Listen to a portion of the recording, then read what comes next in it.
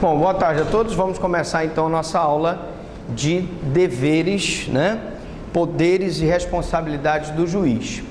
Essa aula vai falar sobre a questão do juiz e suas obrigações para com as partes, Então vamos começar falando do princípio da isonomia. O que é isonomia? Qual a obrigação do juiz no que tange à isonomia? Bom, falando do princípio da isonomia, nós devemos esclarecer primeiro que quando o juiz ele preside o processo, ele deve tratar as partes de forma isonômica, ou seja, assegurar tratamento igualitário às partes. A mesma faculdade conferida a uma parte deve ser conferida a outra. Então, se ele concedeu 5 dias para que a parte pudesse, por exemplo, fazer a juntada de um documento, ele vai ter que dar 5 dias para que a outra parte faça a análise da juntada do documento que também deseja juntar. Se ele concedeu 10 dias para a realização de uma perícia para uma parte, ele tem que conceder 10 dias para a realização da outra parte. Esse é o princípio da igualdade de armas ou o princípio da isonomia. Esse princípio da isonomia, na verdade, significa a igualdade de todos perante a lei. Ou seja, nós temos o princípio da igualdade em que todos são tratados de modo igual perante a lei. Esse princípio da igualdade, como vocês sabem, está previsto no artigo 5º caput da Constituição Federal, segundo o qual todos são iguais perante a lei, sem distinção de qualquer natureza, Então, muitas pessoas dizem: professor Franklin, mas o processo civil favorece as pessoas mais ricas. Justamente esse princípio aqui visa afastar do processo civil qualquer possibilidade da pessoa mais rica ser beneficiada. Então, de acordo com tal princípio, os méritos iguais devem ser tratados de modo igual. As pessoas que têm méritos iguais devem ser tratados de modo igual. Não tem por que eu favorecer uma parte se ele está em igualdade de condições com a outra. E as situações desiguais devem ser tratadas desigualmente, já que não deve haver distinção de classe, grau ou poder econômico entre os homens. E aí nós temos, por exemplo, a explicação das cotas. Se dá um tratamento privilegiado a negros, pardos e índios, porque, na verdade, quando da lei do ventre livre, em 28 de setembro de 1888, e posteriormente com a Lei Áurea, os negros, quando saíram das fazendas e foram libertados, eles não foram indenizados. Não foi dado, por exemplo, terras para os negros. Então, os negros, na verdade, saíram de uma situação de escravidão e entraram como empregados assalariados em condições ruins de competição no mercado de trabalho.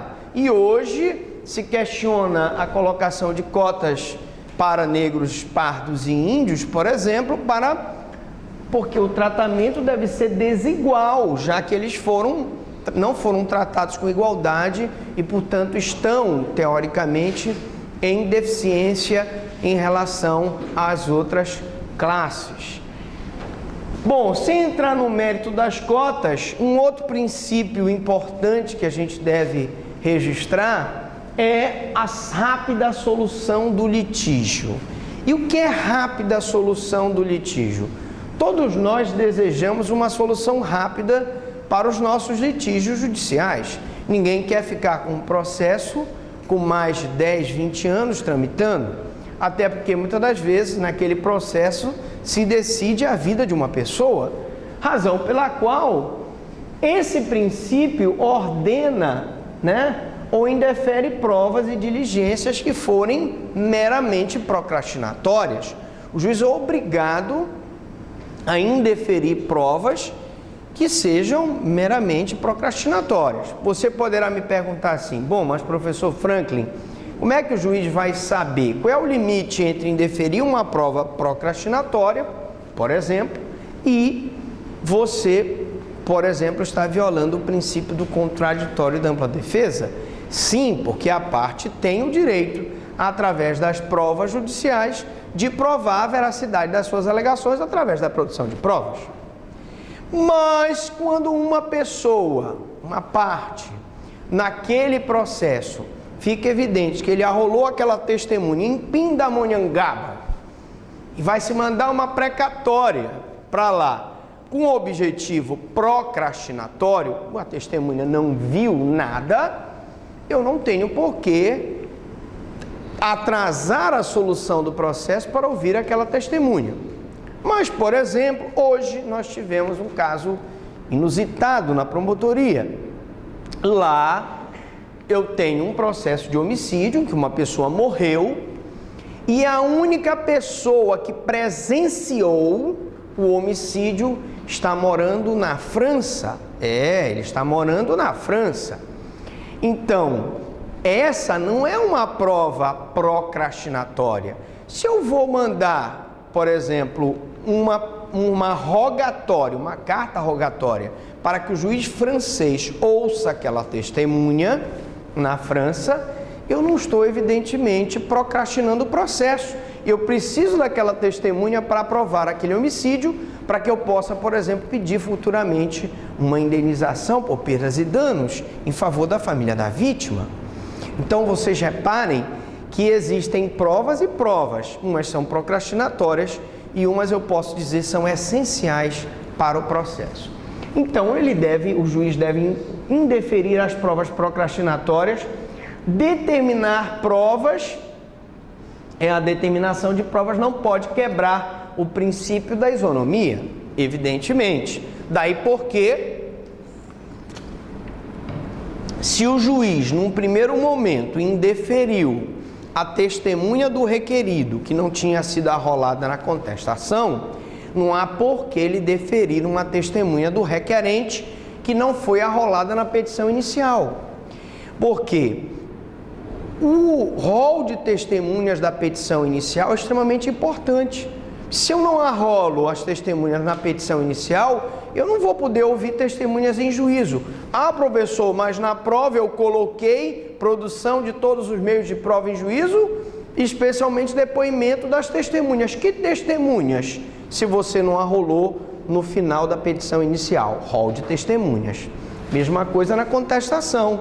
Se ele contesta e ele quer ouvir as testemunhas dele, ele necessariamente tem que arrolar essas testemunhas na contestação. Claro que se ele não arrolar a testemunha, preclui o direito dele de ouvir aquela testemunha, porque ele não arrolou na contestação, que era o momento oportuno. Julgar antecipadamente a lide, né? Julgamento antecipado da lide. Vamos dar uma olhadinha aqui no nosso Código de Processo Civil. O novo Código de Processo Civil, ele fala do julgamento antecipado. O julgamento antecipado da lide. Vamos ver se a gente consegue aqui localizar. Julgamento antecipado do mérito.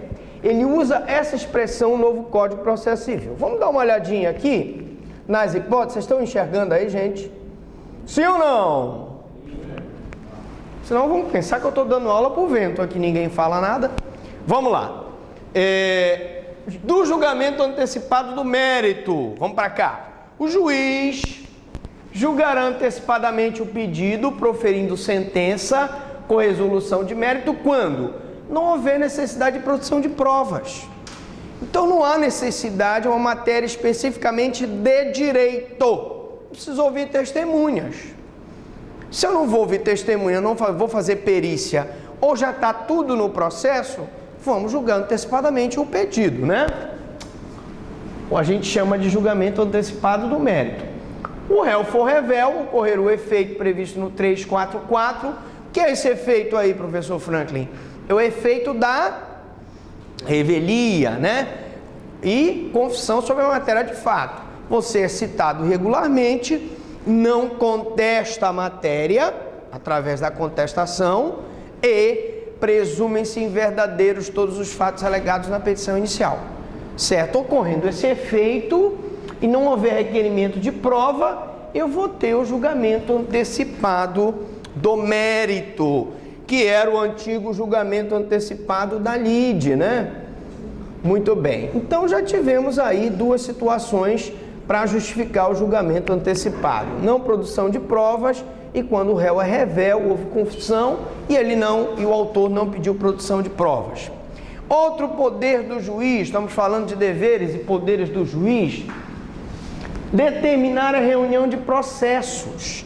Nós vimos na aula de competência, falamos, eu me lembro até que nós fizemos aquela bolinha e explicamos a continência, explicamos a conexão e dissemos aquelas hipóteses em que há reunião de processos. Falamos, por exemplo, que há reunião de processos quando, por exemplo, eu tenho uma certa identidade de partes de pedido e causa de pedir. A reunião de processo, por exemplo, quando eu tenho o litisconsórcio necessário, né?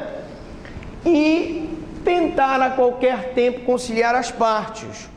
O nosso novo Código de Processo Civil, ele tenta, de todas as formas, existe o princípio da cooperação, em que todas as partes devem cooperar para a justiça, e o princípio da conciliação, né?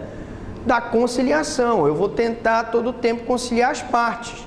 E o princípio da primazia do mérito, que é o juiz procurar julgar o mérito, não julgar, não proferir a sua decisão sem apreciar o mérito. Tá certo? Então vamos lá.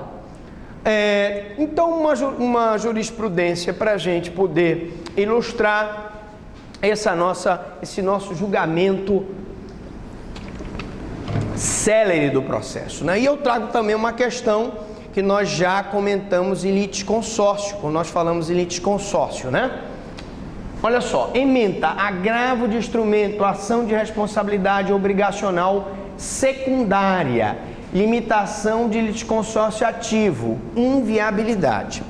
Vocês lembram que nós falamos em litisconsórcio e nós explicamos para vocês que o juiz pode limitar o litisconsórcio facultativo multitudinário. Lembram disso? Quando eu tenho uma grande quantidade de pessoas, como litisconsórcio, o juiz pode limitar naquele processo só uma determinada quantidade para evitar que haja procrastinação. Aqui se trata de uma ação de pessoas que viviam no mesmo condomínio e que entraram com uma ação em litisconsórcio. Então, foi dada uma decisão, e aí nós vamos ter a nossa aula de atos processuais, uma aula espetacular, maravilhosa. As meninas aí da fileira de trás vão se emocionar com a aula. Nós vamos explicar a sentença, né? Atos, despachos, né?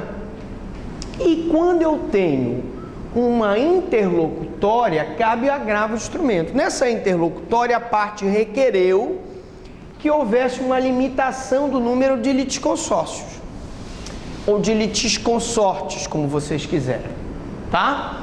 E aí, adesão à situação fática idêntica, que justificava a presença do litisconsórcio, mesmos fundamentos jurídicos e número de 10 autores, que não é apto a comprometer o julgamento rápido, célere da lide.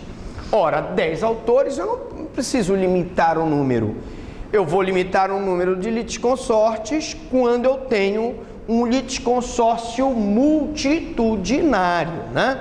Então, eles pediram para que fosse limitado, porque eram 10 autores, e aí ele disse, o número de 10 autores não é apto a comprometer a rápida solução do litígio ou tampouco dificultar a defesa.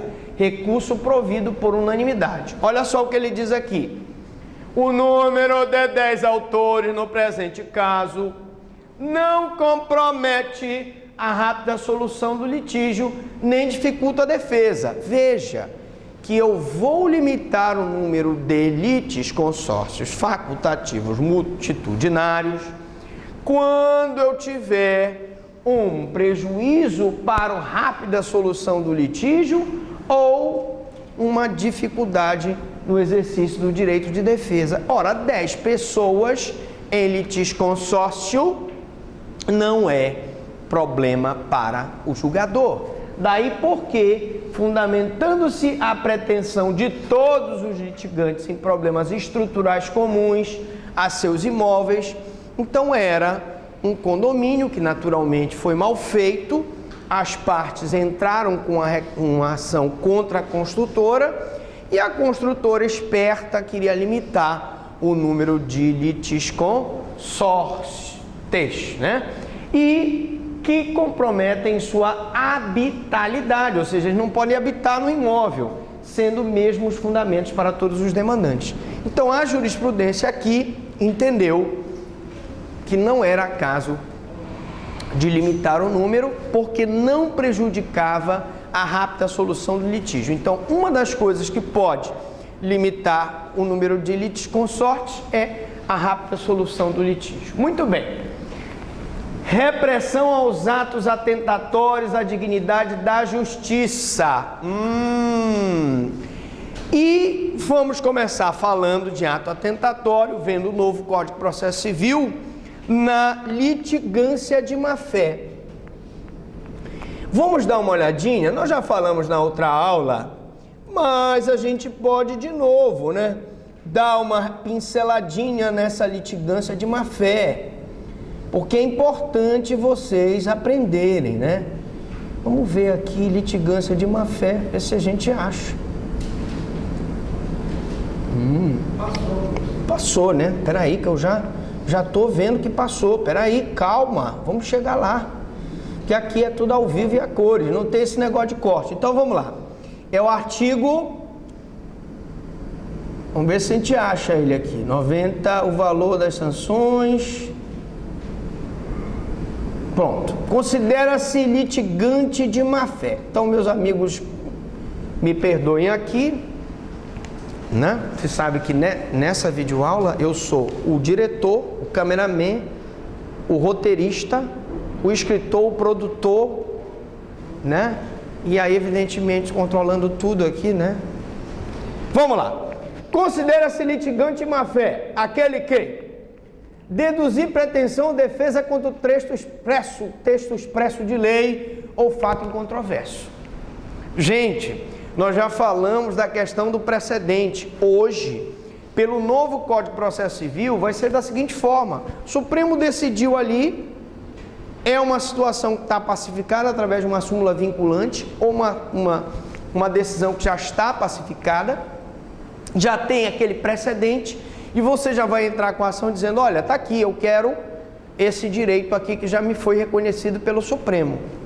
Quando você, de má fé, pretende ingressar com uma ação em que a pretensão ou defesa que está sendo proposta está contra o texto expresso, por exemplo, numa súmula vinculante, eu vou ter a litigância de má fé. Número 2, alterar a verdade dos fatos. O advogado é obrigado a falar a verdade. Tem advogado que mente? Tem, claro. Mas se ele for descoberto, ele pode ser processado e pagar uma indenização por litigância de má-fé. Usar o processo para conseguir objetivo ilegal. Então você, por exemplo, faliu. Você faliu. Foi decretada a tua falência. Os teus bens vão ser todos usados para pagamento dos credores. Mas você quer salvar alguns bens. E aí você vai simular notas, títulos em favor dos seus amigos, para que quando esses bens forem penhorados, alguns sobrem para que os seus amigos te devolvam. Claro que às vezes o amigo não devolve, né? Mas é uma fraude à execução, uma fraude à falência, até um crime falimentar. Nós vamos ver daqui a pouco no slide.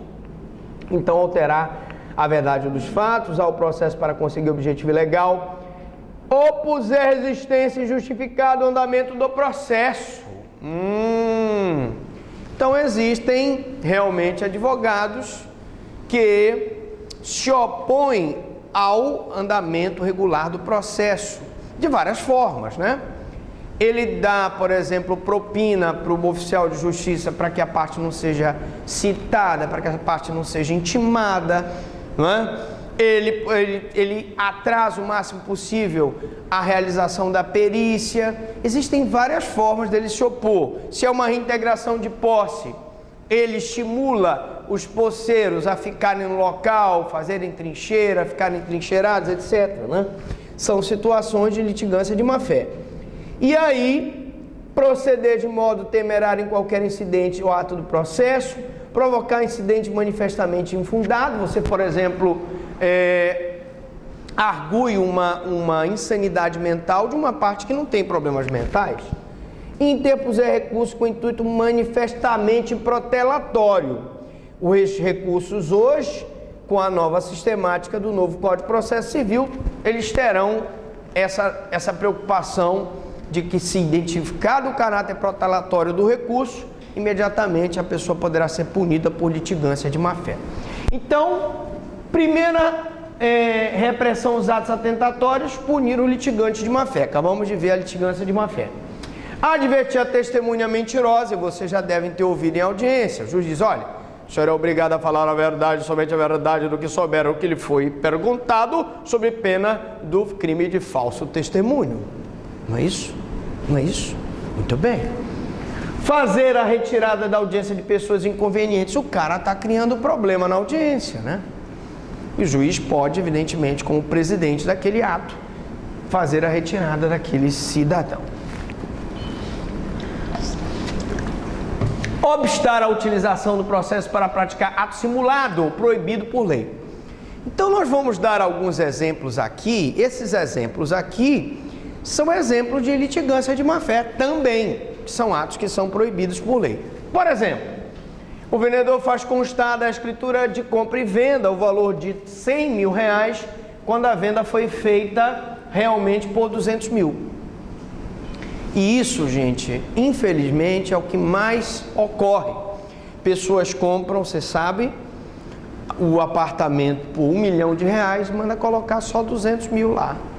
Por quê, professor Franklin? Porque ele vai pagar menos laudêmio, porque ele vai pagar menos as taxas de escritura pública. Isso é legal? Não, isso é ilegal. Se ficar descoberto, ele pode ser responsabilizado na forma da lei. O comerciante que requerir da sua falência emite títulos em favor de amigos com data anterior ao pedido para gerar crédito que lhes sejam repassados quando recebidos. Deu o exemplo aqui da nossa coleguinha, que ela, querendo ainda salvar alguma coisa do patrimônio, emite os títulos com data anterior. Não é isso? Homem casado, para contornar a proibição legal de fazer doação à concubina, simula a venda a um terceiro que transfere o bem àquela.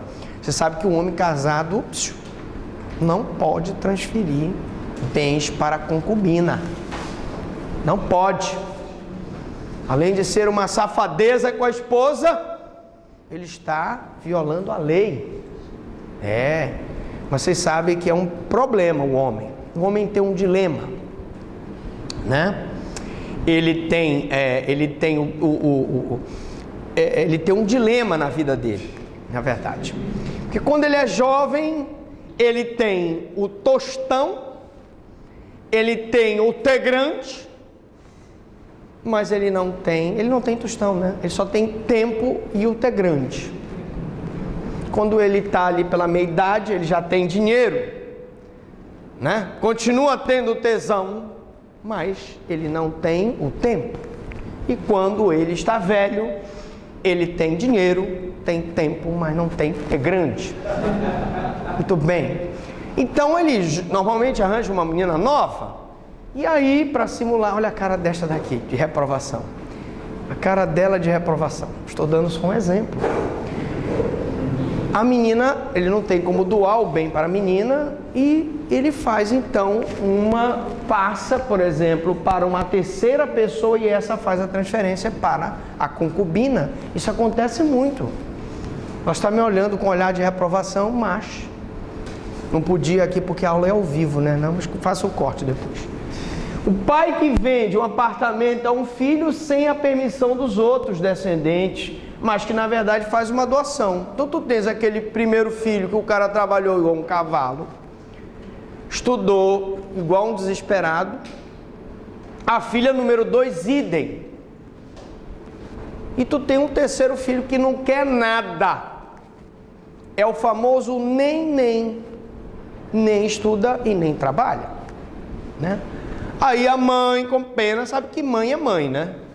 Ah, esse menino, coitado, não teve oportunidade. E aí pega, faz a doação para esse filho. Não pode fazer. Não pode fazer. Nem mãe, nem pai. Isso é um adiantamento da herança. Evidentemente, depois os dois irmãos podem pedir anulação dessa venda. O pior, ela pode ir num banco, tira um financiamento no nome dele e quem paga o imóvel é ela. Então nós vamos ter também uma situação proibida por lei. Esses casos que nós estamos vendo aqui são casos realmente que acontecem no dia a dia, gente. A gente faz a brincadeira aqui, mas é verdade. Isso é coisa que acontece no dia a dia. Na promotoria são milhões e milhões de casos que acontecem. Muito bem. Testamento nos casos onde houver cláusula testamentária mencionando confissão de dívida a alguém para prejudicar os herdeiros. Aqui já é uma vingança do pai, né? Aquele filho que era neném, não queria nada, disse, não vou deixar nada para esse cara. Mas o nosso direito brasileiro, ele protege o herdeiro. Tem a legítima, não é isso? Que você deve deixar para o filho. Mas ele, com raiva, ele faz o seguinte, ele confessa uma dívida no testamento que ele não tinha, só para prejudicar o filho que era neném. Também é possível. Bom, mas todos são atos ilegais. Falando ainda sobre deveres e direitos do juiz, nós temos aqui a prestação da tutela jurisdicional, né? O juiz tem a obrigação de decidir a lide conforme a lei, tá? Aplicar normas legais se houver. Agora a pergunta é, professor, e se não houver normas legais? Eu vou, então, me valer da analogia, dos costumes e dos princípios gerais do direito. Mas o que é, professor Franklin, analogia? Me responda, dona Poli, o que é analogia? Não arrede, porque é a filmagem ao vivo e eu não vou poder cortar o som da carteira fazendo... Responde lá.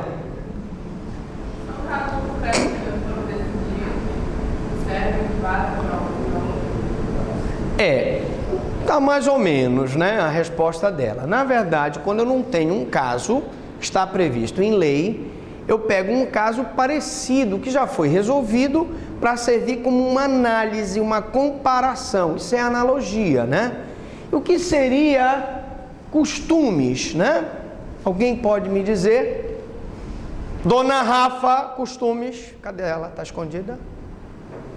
Ela está escondidinha ali. Ela não pergunta nada. Mas é para perguntar. Pergunte. O que é? O que são costumes? São práticas reiteradas daquela sociedade que, num caso, numa ausência de uma norma, eu posso utilizar para decidir um caso concreto. Não é isso? E o que são princípios gerais do direito? Quem me responde aí? Ninguém vai arriscar?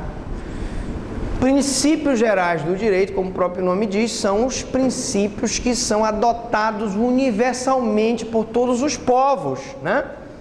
Então, o contraditório, a ampla defesa, o devido processo legal, a publicidade, o princípio da fundamentação das decisões, a instrumentalidade das formas, são princípios que são usados por todos, pelo menos eu posso dizer, todos os ordenamentos jurídicos ocidentais. Não posso falar dos orientais, mas dos ocidentais, E aí você tem um ramo do direito latino, romano, greco-romano, tem um ramo do direito anglo-saxão, mas todos eles obedecem esse princípio, né? Bom, decisão da lide nos limites propostos. Claro que nós sabemos que o juiz deve proferir a decisão dele nos limites em que foi proposta a lide. Isso é o princípio do dispositivo, né? Ou correlação ou relatividade do que foi pedido e do que deve ser proferido em forma de decisão. Então, não pode conhecer de questões não suscitadas. Então, eu não pedi, por exemplo, pedir perdas e danos